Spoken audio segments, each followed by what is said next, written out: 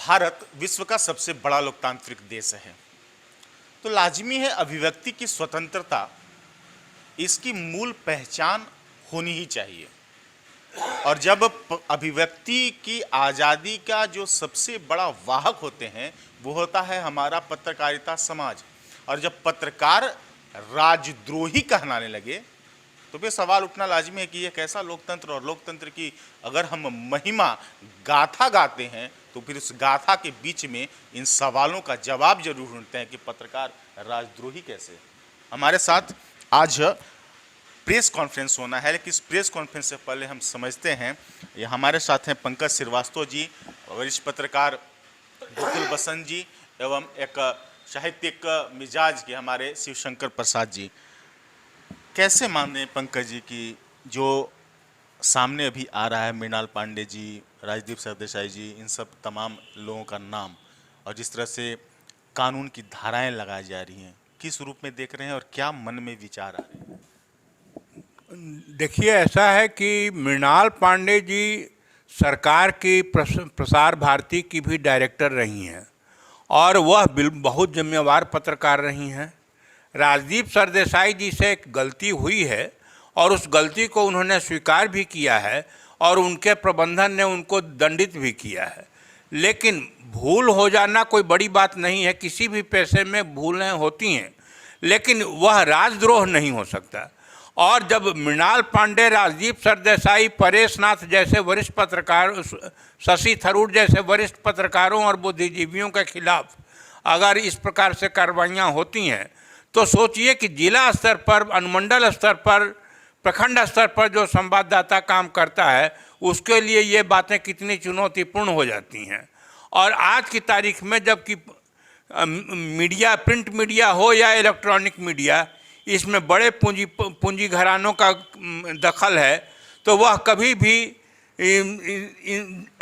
जन सरोकार और जन संघर्ष को अभिव्यक्ति देना नहीं चाहेंगे। और ऐसे इस संदर्भ में मृणाल पांडे और राजदीप सरदेसाई सहित 6 लोगों के खिलाफ राजद्रोह का मुकदमा दायर किया जाना अपने आप में बहुत दुर्भाग्यपूर्ण घटना है और हम लोग इसकी घनघोर भर्त्सना और निंदा करते हैं।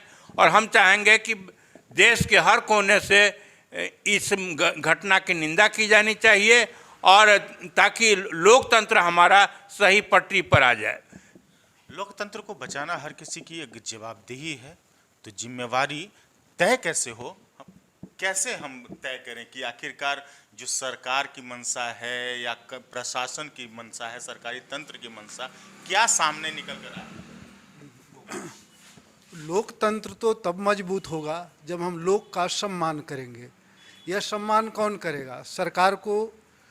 लोक जो है सरकार को बनाता है, सरकार लोक को नहीं बनाता है, तय है।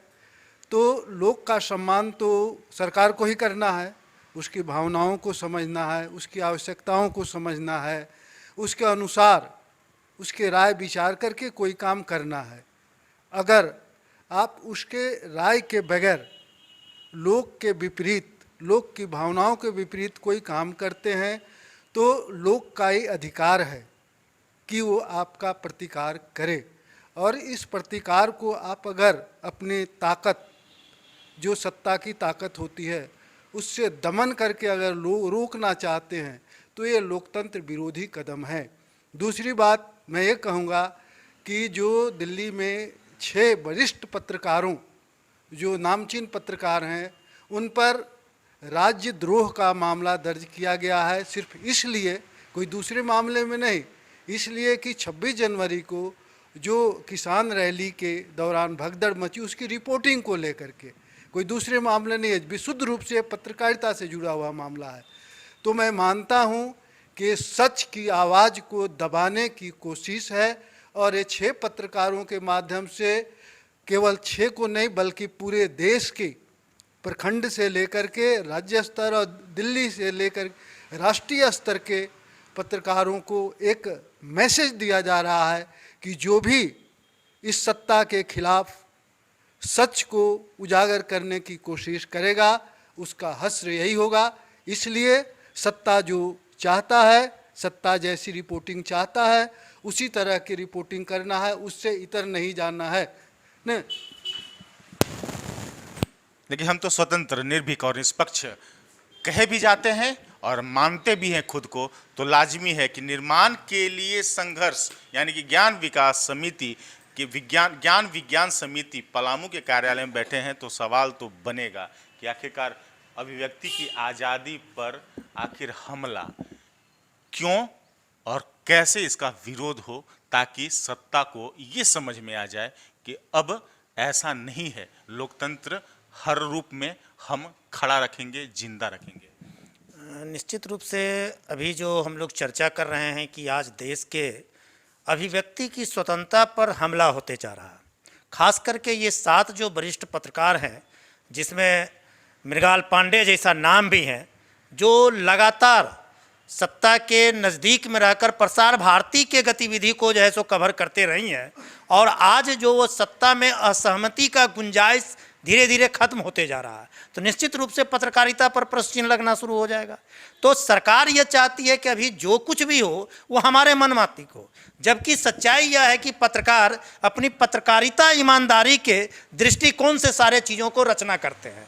और अभी जो देखिएगा कि लगातार पिछले दिन जो घटना घटी है, चाहे जेएनयू का सवाल हो, चाहे सीएए का आंदोलन का सवाल हो, चाहे ये किसान आंदोलन का सवाल हो, पत्रकार खुद अपने आंदोलन के लिए जैसो आगे जब बढ़ रहे थे, उस समय भी जैसो सत्ता चाहती थी कि हम जैसा सोचते हैं वैसा ही वो प्रसार होना चाहिए। और इसमें आम तौर पर जिसको लगातार कुछ लोग गोदी मीडिया कहते हैं, उससे अलग हटकर जो भी अपनी बात को रखते हैं, तो उनको राजद्रोह या देशद्रोह जैसे मुकदमे में फंसाया जाता है। सीधा विशुद्ध रूप से यह जैसो उसी का जैसो चीज़ जैसो देखने को मिलता है, वही परिलक्षित कर रहा है। ये 26 जनवरी की जो घटना घटी है, उस घटना के अंदर जो कवरेज कर रहे थे और सत्ता के खिलाफ हम बोल रहे थे, हम कभी देश के खिलाफ नहीं बोलते हैं। इसीलिए देश के तमाम पत्रकारों को खास करके जैसो एकजुट होने की आवश्यकता है कि आप अपनी वजूद के लिए कैसे आप आगे बढ़िएगा, भारतीय लोकतंत्र को आप कैसे बचाइएगा, जो चौथा स्तंभ माने जाते हैं। तो यह निंदनीय है, और इस तरीके से अभिव्यक्ति की आज़ादी पर अगर प्रश्न चिन्ह लगेगा, तो आपके चैनल जैसा कहता है कि हम निर्भीक हैं, हम निष्पक्ष हैं, तो आपकी वो निष्पक्षता और निर्भीकता कहीं न कहीं प्रश्न के दायरे में आ जाएगा। तो आप अपनी वजूद के हिफाजत के लिए और भारतीय लोकतंत्र के लिए पत्रकार को भी इसकी आवाज़ बुलंद करना चाहिए कि उनके सवाल मृणाल पांडे और सरदेसाई का नहीं है, राजदीप सरदेसाई का सवाल जो है सो पत्रकारिता का है, सवाल है उसकी अभिव्यक्ति का है। इसलिए ज्ञान विज्ञान समिति के बारे में जो चर्चा किए हैं, वह भी पूरे देश के पैमाने पर पत्रकारों के साथ में एकजुटता दिखाते हुए अभिव्यक्ति की स्वतंत्रता के लिए संघर्षरत है, और उनके साथ में हम आगे बढ़ते रहेंगे। संघर्षरत तो रहेंगे, चूंकि लोकतंत्र का जो चौथा स्तंभ है पत्रकारिता, वो स्वयंभू है, खुद से जन्मा हुआ जनता का प्रतिनिधि है। तो जरूर अगर हम पर कटाक्ष होगा या हम पर अगर कहीं ना कहीं सत्ता अगर दबाव बनाने की कोशिश करेगी, तो हम तो उसका विरोध करेंगे ही, और क्यों ना करें। लेकिन एक सवाल आज इसकी प्रासंगिकता उठ जाती है, पत्रकारिता में भी अलग अलग धड़े दिखाई पड़ रहे हैं, अलग अलग विचारधाराएं दिखाई पड़ती हैं, कोई सत्ता के साथ, कोई सत्ता के विरोध। इसको किस रूप में देखा जाए, तब जब सवाल उठना तो लाजमी है कि अगर एक धड़े को अगर राजद्रोह का मुकदमा दिया जाता है, तो एक धड़े को सम्मानित भी किया जाता है। देखिए, ऐसा है कि लोकतंत्र की यही खूबसूरती है कि हर व्यक्ति दूसरे से असहमत होने का अधिकार रखता है, और असहमति को आप कभी भी, और जब हम असहमत होंगे तो हमारे द्वारा बना हुआ संगठन भी एक दूसरे से असहमत होगा, तो और विचारधाराओं के स्तर पर संगठन बनते रहे हैं। लेकिन यह मामला, और ऐसा भी नहीं है कि मीडिया की आज़ादी पर यह पहला हमला है। मीडिया के आज़ादी पर हमला आपातकाल में भी लगा था, जबकि जिस चीज़ के लिए कि लाल कृष्ण आडवाणी जैसे व्यक्ति ने कहा कि आपको कहा गया झुकने के लिए और आप रेंगने लगे, यह बहुत महत्वपूर्ण कि, और उसके बाद भी 1982 में भी कांग्रेस की जो सरकार थी बिहार में जगन्नाथ मिश्रा के नेतृत्व में, उस समय भी जो है सो प्रेस बिल के आया था। तो यह चरित्र जो है सो किसी इस या उस पार्टी का नहीं है, यह सत्ता का चरित्र है। और आज सत्ता के चरित्र के लोग होते हैं, उनका यह चरित्र होता है कि वह चाहते हैं कि उनके अगल बगल जो भी मीडिया के लोग हों, वह लोग जो है सो उन सत्ताचारण करते रहें, उनके कदमों में नाक रगड़ते रहें, और यह चरित्र ही जो है सो इस प्रकार की कार्रवाइयों को प्रश्रय देता है। लेकिन मामला यह नहीं है, मैं फिर बोल रहा हूं कि अगर मृणाल पांडे जैसे लोगों को, राजदीप सरदेसाई जैसे लोगों को, परेश नाथ जैसे बड़े पत्रकारों को जो कि बड़े मीडिया हाउसेस चलाते रहे, अगर उनके खिलाफ यह अगर होता है तो छोटे स्तरों पर, प्रदेश स्तर पर, जिला स्तर पर और प्रखंड और अनुमंडल स्तर पर, क्योंकि कोई थानेदार किसी भी प्रखंड स्तरीय संवाददाता को तुरंत राजद्रोह के केस में डाल देगा। कोई भी अफसर के भ्रष्टाचार के खिलाफ में अगर कोई मीडिया कर्मी संघर्ष करता है तो वो तुरंत जो है सो प्रशासन उसको उस पर राजद्रोह का केस कर देगा। तो इस चीज़ से बचने के लिए मीडिया ने इसके पहले भी जो जिन चुनौतियों की चर्चा मैंने की आपातकाल के दौरान की, उसके बाद प्रेस बिल के खिलाफ भी और भी विभिन्न मौक़ों पर मीडिया ने अपना आपको बचाने की कोशिश की है, लंबा संघर्ष किया है। और ये सिर्फ आज़ादी के बाद नहीं, आज़ादी के पहले भी इस तरह के संघर्ष होते रहे हैं और मीडिया, प्रेस और लेखन के दुनिया के लोग अपने संघर्ष को ताकत देते रहे हैं और हमेशा जीत सच की हुई है, अभिव्यक्ति की स्वतंत्रता की हुई है, और यह अभिव्यक्ति की स्वतंत्रता ही हमारा लोकतंत्र का आधार है। पंकज जी ने कहा कि बड़े पत्रकार अगर घेरे में आते हैं, बड़े जो नामचीन जो चलाने वाले मीडिया घराने हैं वो घेरे में आते हैं, तो कहीं ना कहीं छोटे स्तर पे जो आंचलिक पत्रकार हैं, जो प्रखंड स्तरीय, जिला स्तरीय पत्रकार हैं, तो खौफ तो बनता है। कैसे पार पाएंगे, क्योंकि आपके पास एक खासा अनुभव है इस चीज़ से जूझने का, इस संघर्ष से करने का। पत्रकारों की अपनी ईमानदारी और निष्ठा, जनता के प्रति लगाव, यह उनकी पूंजी है और ताकत है। आप मास कम्युनिकेशन का पार्ट है, तो जो भी काम आपको करना है मास को ध्यान में रख के करना है, लोगों को जागरूक करना है, सही सूचना देना है। अगर इस काम में आप पूरी ईमानदारी से लगे रहते हैं तो जनता की ताकत आपको मिलेगी।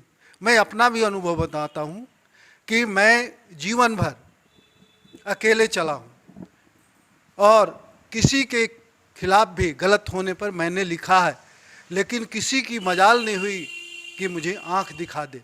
यह इसलिए हुआ कि जनता हमेशा मेरे साथ रही है। कहीं भी मैं जाता हूँ जनता मेरे साथ रहती है। आज भी जब मैं मेन स्ट्रीम से अलग हूँ तब भी जनता मुझे जानती है और मेरा सम्मान करती है। तो मेरा कहना यह है कि आप अगर जनता के प्रति वफादार होंगे, सरकार देश नहीं होती, वो एक व्यवस्था है जिसको जनता बनाती है। तो जनता ही इस देश का मालिक है और जनता के प्रति ही आपकी जवाबदेही है।